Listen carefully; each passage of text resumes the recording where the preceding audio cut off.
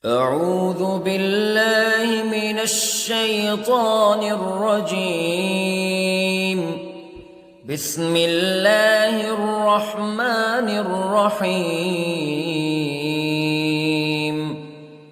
الرحمن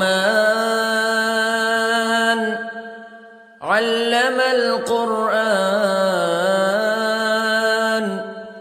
خلق الإنسان علمه البيان. الشمس والقمر بحسبان والنجم والشجر يسجدان والسماء رفعها ووضع الميزان ألا تطغوا في الميزان وأقيموا الوزن بالقسط ولا تخسروا الميزان. والأرض وضعها للأنام فيها فاكهة والنخل ذات الأكمام والحب ذو العصف والريحان فبأي آلاء ربكما تكذبان. خلق الإنسان من صلصال كالفخار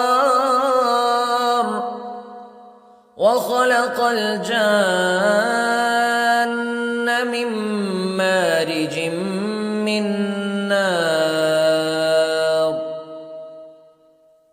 فبأي آلاء ربكما تكذبان. رب المشرقين ورب المغربين فبأي آلاء ربكما تكذبان. مرج البحرين يلتقيان بينهما برزخ لا يبغيان فبأي آلاء ربكما تكذبان. يخرج منهما اللؤلؤ والمرجان فبأي آلاء ربكما تكذبان. وله الجوار المنشآت في البحر كالأعلام فبأي آلاء ربكما تكذبان. كل من عليها فان ويبقى وجه ربك ذو الجلال والإكرام فبأي آلاء ربكما تكذبان.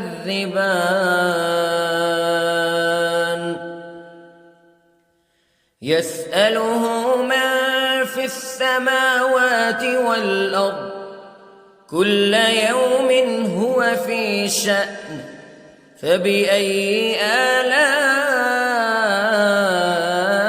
ربكما تكذبان. سنفرغ لكم أيها الثقلان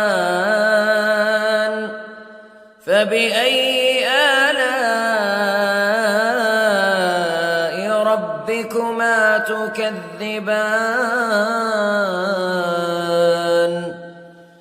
يا معشر الجن والإنس استطعتم أن تنفذوا من أقطار السماوات والأرض فانفذوا لا تنفذون إلا بسلطان فبأي آلاء ربكما تكذبان يرسل عليكما شواظ من نار ونحاس فلا تنتصران فبأي آلاء ربكما تكذبان فإذا انشقت السماء فكانت وردة كالدهان فبأي آلاء ربكما تكذبان فيومئذ لا يسأل عن ذنبه إنس ولا جان فبأي آلاء ربكما تكذبان يعرف المجرمون بسيماهم فيؤخذ بالنواصي والأقدام فبأي آلاء ربكما تكذبان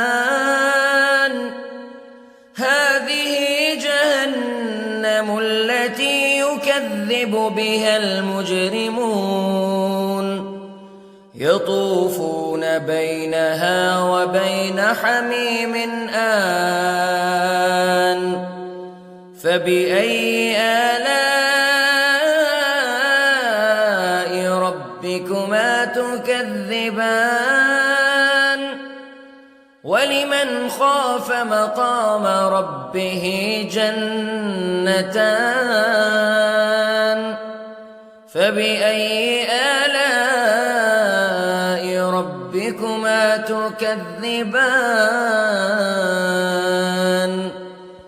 ذواتا أفنان فبأي آلاء ربكما تكذبان فيهما عينان تجريان فبأي آلاء ربكما تكذبان فيهما من كل فاكهة زوجان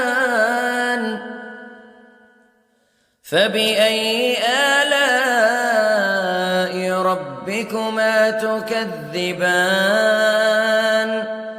متكئين على فرش بطائنها من استبرق وجنى الجنتين دان فبأي آلاء ربكما تكذبان فيهن قاصرات الطرف لم يطمثهن إنس قبلهم ولا جان فبأي آلاء ربكما تكذبان كأنهن الياقوت والمرجان فبأي آلاء ربكما تكذبان هل جزاء الإحسان إلا الإحسان فبأي آلاء ربكما تكذبان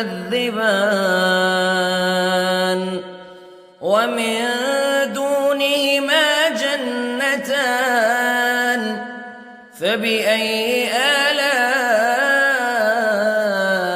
ربكما تكذبان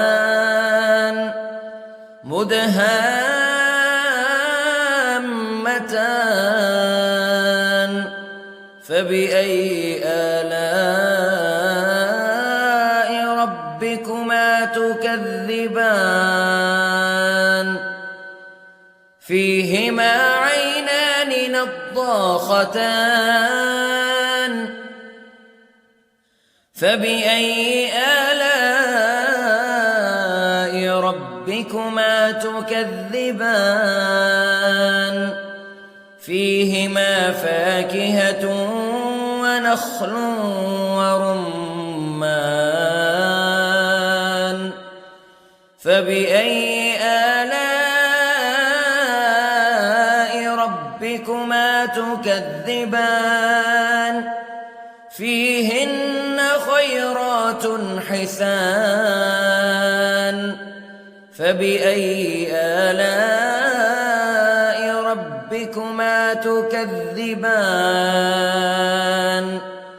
حور مقصورات في الخيام فبأي آلاء ربكما تكذبان لم يطمثهن إنس قبلهم ولا جان فبأي آلاء ربكما تكذبان متكئين على رفرف خضر وعبقري حسان فبأي آلاء ربكما تكذبان تبارك اسم ربك ذي الجلال والإكرام